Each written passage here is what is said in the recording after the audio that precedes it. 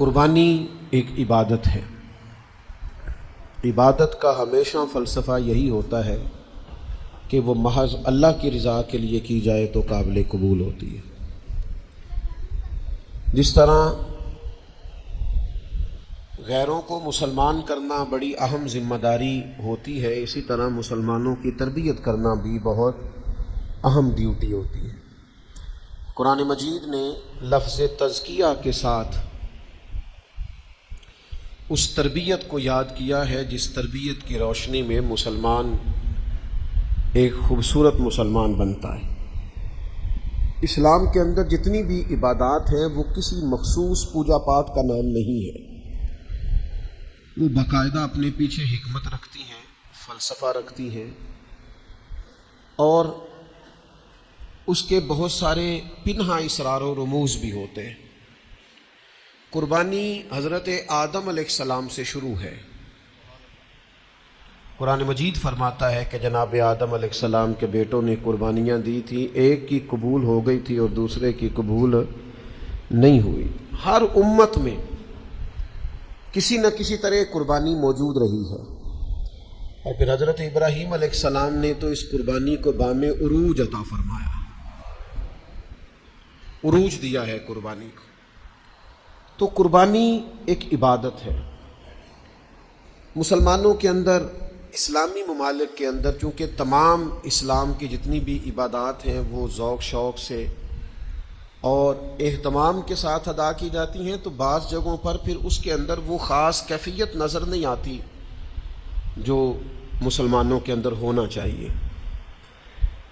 اللہ تبارک و تعالی صرف اس عمل کو قبول فرماتا ہے جو محض اللہ کی رضا کے لیے کیا جائے، جس میں تھوڑی سی بھی دنیا داری کا شائبہ ہو، اور کہیں کسی مقام پر تھوڑا سا بھی تفاخر موجود ہو، تھوڑا سا بھی دکھلاوا ہو، دکھلاوا نہیں، میں کہہ رہا ہوں تھوڑا سا بھی ہو، تو وہ عمل بارگاہ خداوندی کے قابل نہیں رہتا۔ قرآن مجید فرماتا ہے کہ قل ان صلاتی و نسکی و محیای و مماتی للہ رب العالمین۔ اے محبوب علیہ السلام آپ فرمائیں، یعنی سرکار وہ کہیں گے تو وہ بات امت کے لیے دستور بن جائے گی۔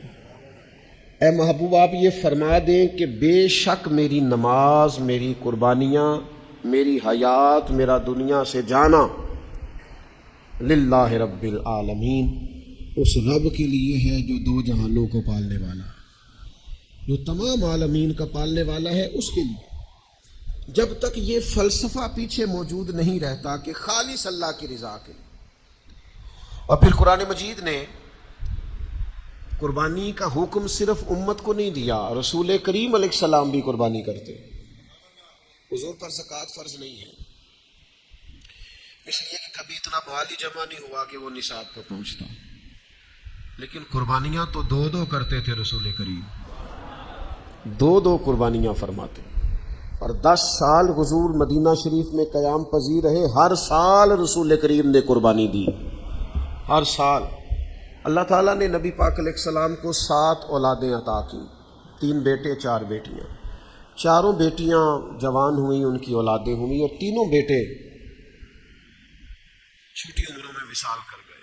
جب سرکار کے تیسرے بیٹے کا وصال ہوا ہے تو دشمن ہی ہوتا ہے،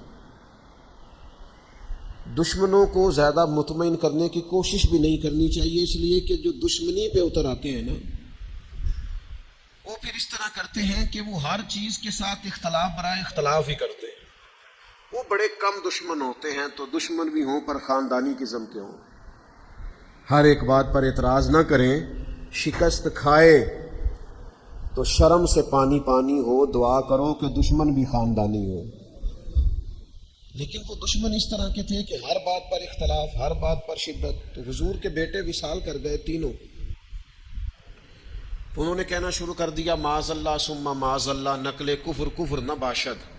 انہوں نے یہ کہنا شروع کر دیا کہ یہ تو ابتر ہے، معاذ اللہ، جڑ کٹ گئی، بے نام و نشان ہو گئے، معاذ اللہ ثم معاذ اللہ، قربان جائیں۔ اللہ تعالیٰ نے قرآن مجید کو نازل فرمایا محبوب انا اعطیناک الکوثر، ہم نے تو آپ کو خیر کثیر عطا فرمائی ہے، ہم نے تو خیر کثیر دی ہے آپ۔ ہمارے ایک بزرگ تھے، وہ اس کا ترجمہ کیا کرتے تھے، اے محبوب اساں توانو جیڑی خیر بھی دیتی ہے چوکھی کر کے دیتی ہے۔ امت دی ہے تو کمال، امت میں اولیاء تو کمال، صلحاء تو کمال، صحابہ تو کمال، اولاد رسول تو کمال۔ تیری نسل پاک میں ہے بچہ بچہ نور کا، تو ہے عین نور تیرا سب گھرانہ نور۔ ہم نے تو آپ کو خیر کثیر دی ہے محبوب، خیر دی اور کثرت کے ساتھ دی ہے۔ اب اس کے شکرانے میں مالک کی بارگاہ سے تقاضا کیا ہے؟ ہم نے آپ کو خیر کثیر دی، اب آپ یہ کریں کہ فَصَلِّ لِرَبِّكَ وَانْحَرْ، آپ اپنے رب کے لیے نماز پڑھیں اور قربانی کریں۔ اِنَّا شَانِئَكَ هُوَ الْأَبْتَرُ، آپ کا دشمن ہی ابتر ہے، بے نام و نشان ہے، جڑ کٹا ہے دشمنی۔ کبھی کسی نے دعویٰ کیا ہے معاذ اللہ کہ میں ابو جہل کی اولاد ہوں، میں یزید کی اولاد ہوں؟ کرتے ہیں لوگ دعویٰ۔ جڑیں کٹ گئیں محبوب کے دشمنوں کی، لیکن رہے گا یوں ہی ان کا چرچا، رہے گا، رہے گا یوں ہی ان کا، رہے گا یوں ہی ان کا چرچا رہے گا۔ پڑے خاک ہو جائیں جل جانے والے، کچھ ہاتھ نہیں آئے گا، ان کا چرچا ہو رہا۔ تو خیر کثیر دینے کے بعد جو تقاضا کیا وہ یہ کہ فَصَلِّ لِرَبِّكَ وَانْحَرْ، نماز پڑھیں اور چلے۔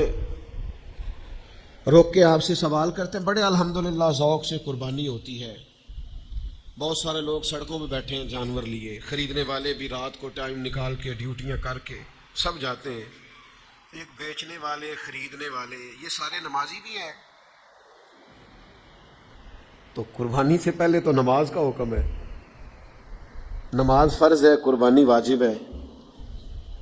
ایک صحابی کہتے ہیں میرے ماموں نے عید کی نماز سے پہلے قربانی کر لی، جانور بھی قربانی کی نیت سے خرید رکھا ہوگا، ارادہ بھی قربانی کا تھا، پر نماز سے پہلے قربانی کر لی۔ نبی کریم علیہ السلام نے فرمایا یہ گوشت ہے، قربانی نہیں۔ پہلے نماز ہوگی عید کی، فَصَلِّ لِرَبِّكَ وَانْحَرْ، ترتیب یہ ہے قرآن پاک کی کہ پہلے نماز، پھر عید والے دن بھی پہلے عید کی نماز ہوگی، اس کے بعد قربانی ہوگی۔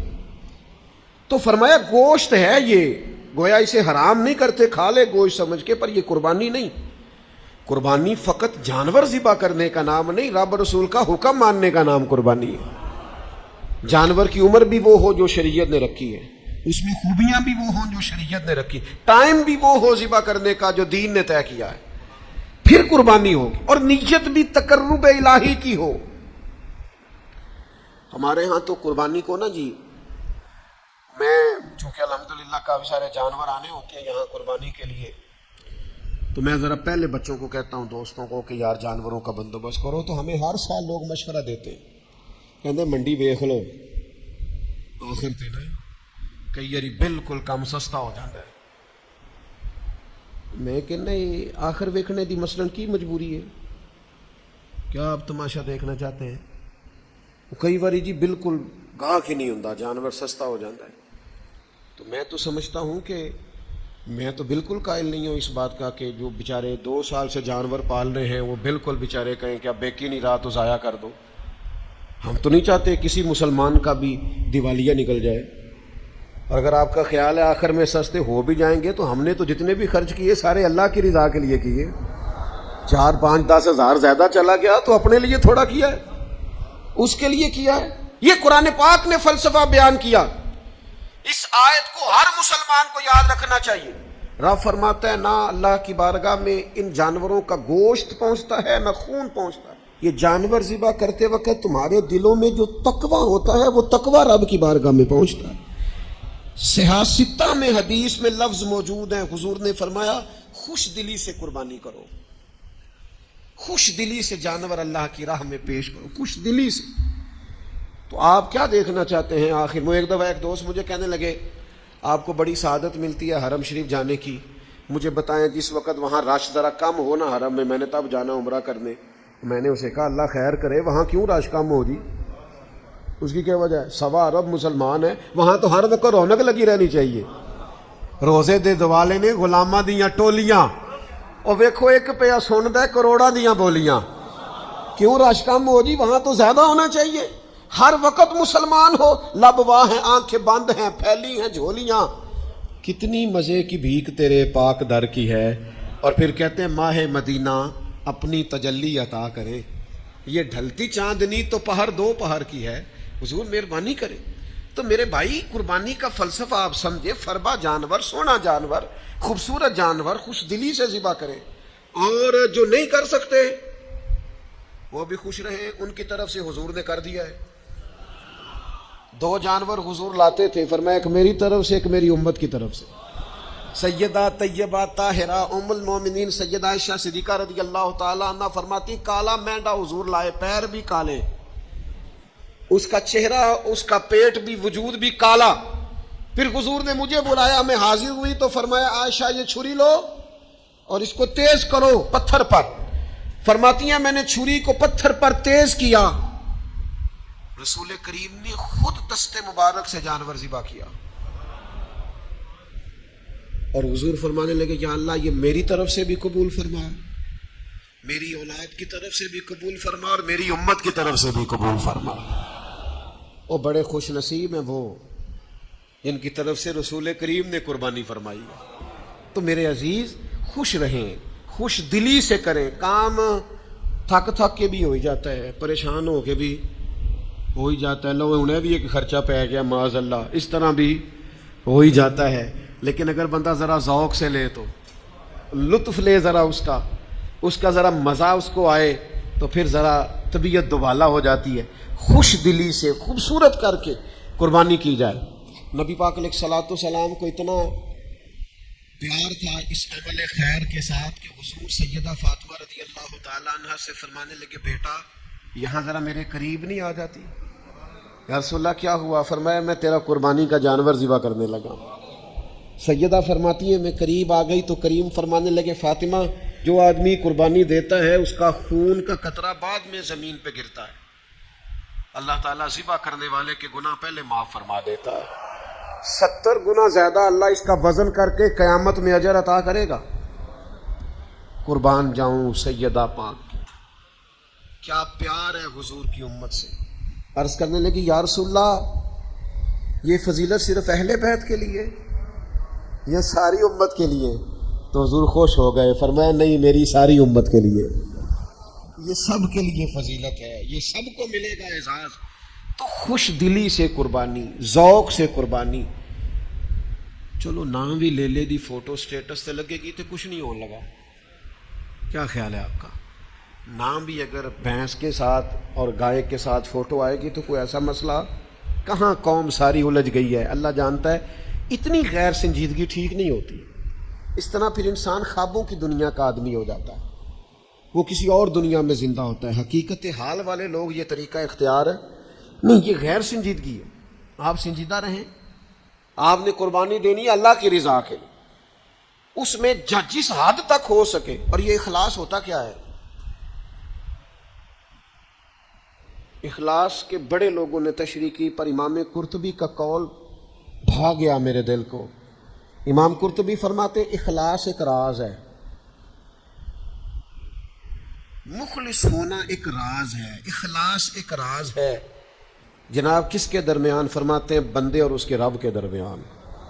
یہ بندے اور اس کے مولا کا راز ہے اخلاص، اور اخلاص نہ ہو تو ہلاکت ہی ہلاکت ہے۔ امام محمد غزالی رحمۃ اللہ علیہ فرماتے ہیں سینکڑوں کتابیں دیکھ کر، ہزاروں لاکھوں صفحے کھنگال کر اس نتیجے پہ پہنچا ہوں کہ علم کے بغیر ہلاکت ہے، اور علم ہو اور عمل نہ ہو تو پھر بھی ہلاکت ہے۔ اور فرماتے ہیں علم بھی ہو، عمل بھی ہو، اخلاص نہ ہو تو پھر تو بالکل ہی ہلاکت ہے، ہلاکت ہی ہلاکت ہے۔ معنی کیا ہے؟ اگر اخلاص نہیں تو ہلاکت ہے، اور اگر اخلاص مل جائے تو پھر خدا کی رحمت ہے، پھر اللہ کا فضل ہے۔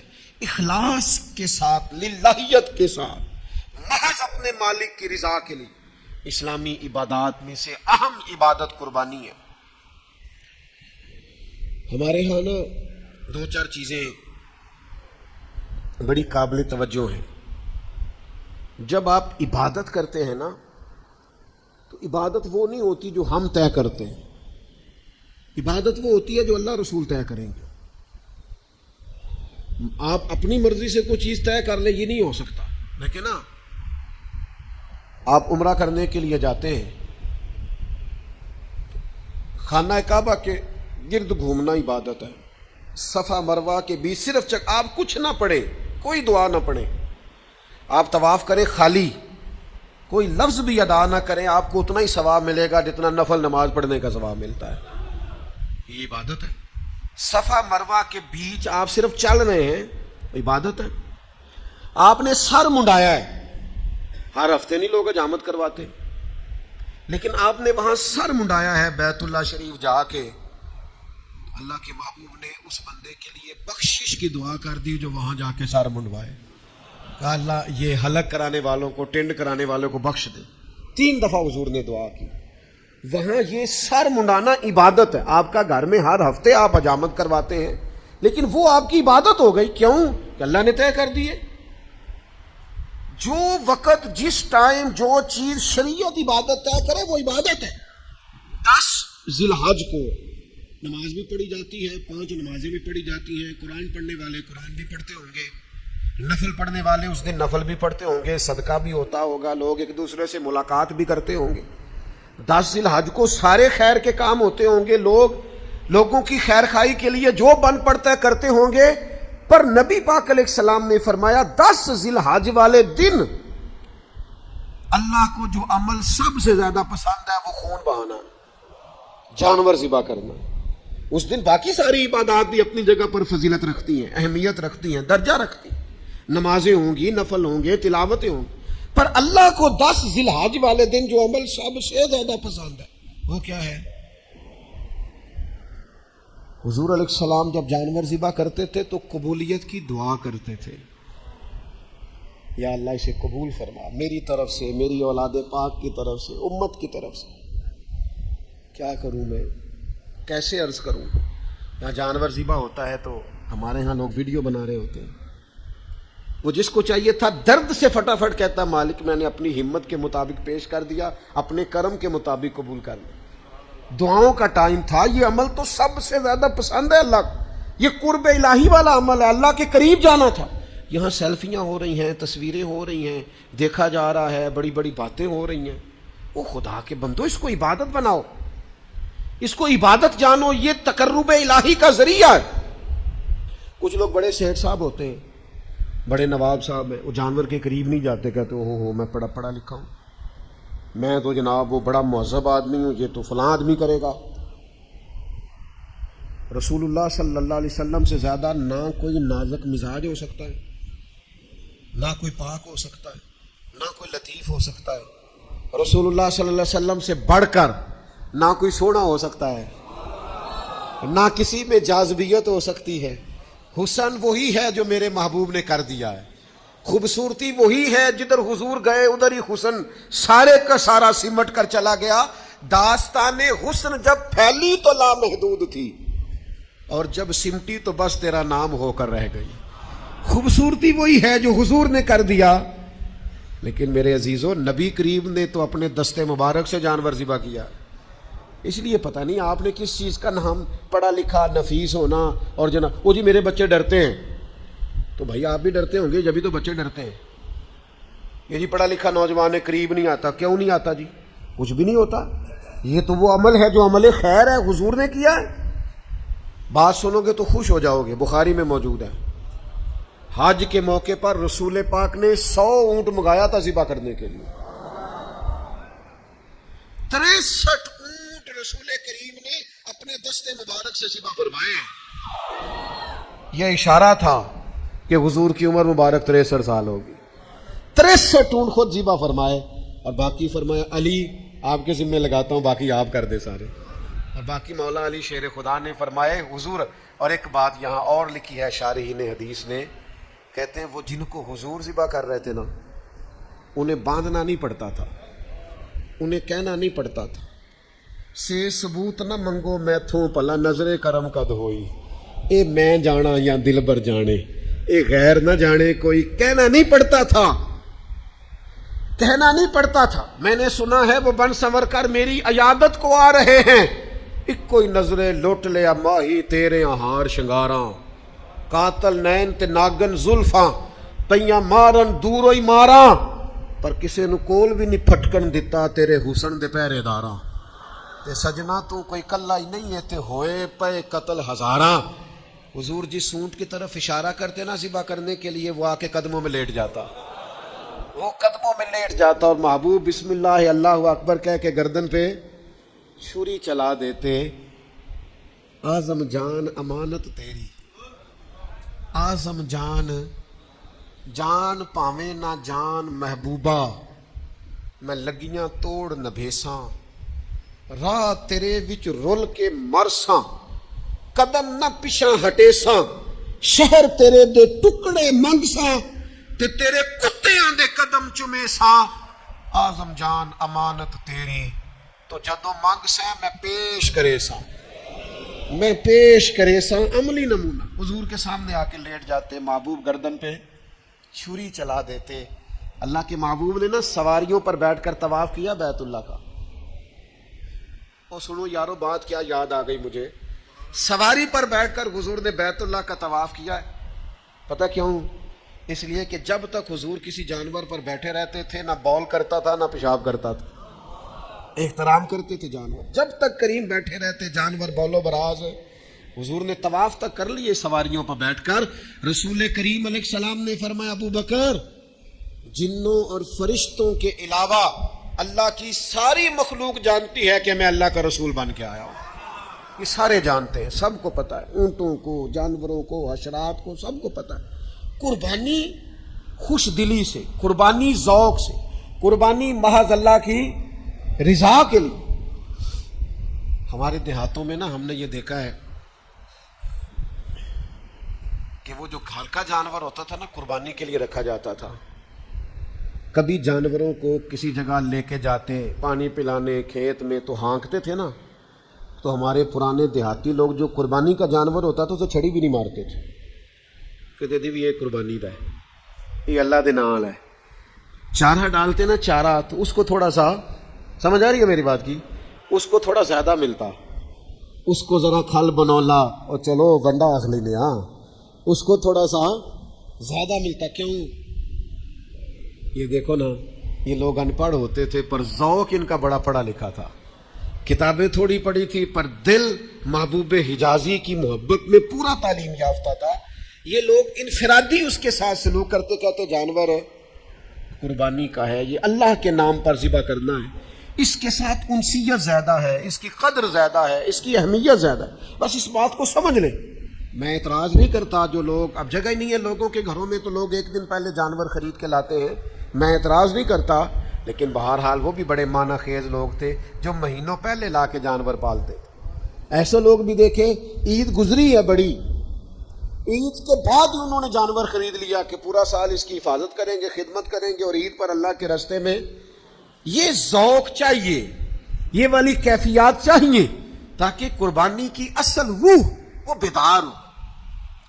ایک تو ذوق کے ساتھ قربانی کریں, دوسرا اس کو تفاخر کبھی بھی نہ بنائیں, ذریعہ فخر اس کو کبھی نہ بنائیں, اور تیسری بات یہ ہے کہ اس کی روح کو سمجھیں. یہ روح کیا ہے اس کی؟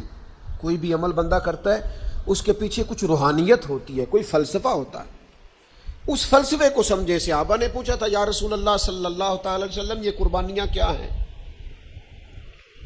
ان کا فلسفہ کیا ہے؟ تو قربانی نبی کریم کی بھی سنت ہے, پر حضور نے فرمایا یہ تمہارے باپ جناب ابراہیم کا طریقہ ہے. قربانی حضرت ابراہیم نے تو بیٹا ذبح کیا تھا, چھری چلا دی تھی, اپنی طرف سے انہوں نے کر دیا تھا ذبح. وہ تو اللہ تعالیٰ کو جو منظور صاحب فدیناہ بذبح عظیم. حضرت ابراہیم کی روح تو یہ ہے کہ سب سے قیمتی چیز اگر قربانی میں مانگی جائے تو دیر نہ کی جائے. تو اس ذوق کو تو دیکھیں نا, حضور نے فرمایا کہ تمہارے باپ ابراہیم کا طریقہ. تو صحابہ نے عرض کی حضور ہمیں ملے گا کیا اس میں سے؟ تو حضور فرمانے لگے قربانی کے جانور کے چھوٹے سے چھوٹے بال کے بدلے اللہ تمہیں بڑی سے بڑی نیکی عطا فرمائے گا. ایک ایک بال پر نیکیاں دے گا مالک کریم. میرے عزیزو اس کے فلسفے کو سمجھیں. جب تک روح خلیل سے فیض یاب نہیں ہوتے قربانی کا عمل اس طرح سے ذوق اور اس طرح سے کیفیت عطا نہیں کرتا. پھر ایک اور بات بھی, اللہ تعالیٰ نے نا امیروں کے مال میں غریبوں کا حصہ رکھا ہے. مشکات میں حدیث ہے، حضور فرماتے ہیں تمہیں جو رزق دیا جاتا ہے یہ تمہارے ضعیفوں کی وجہ سے دیا جاتا ہے.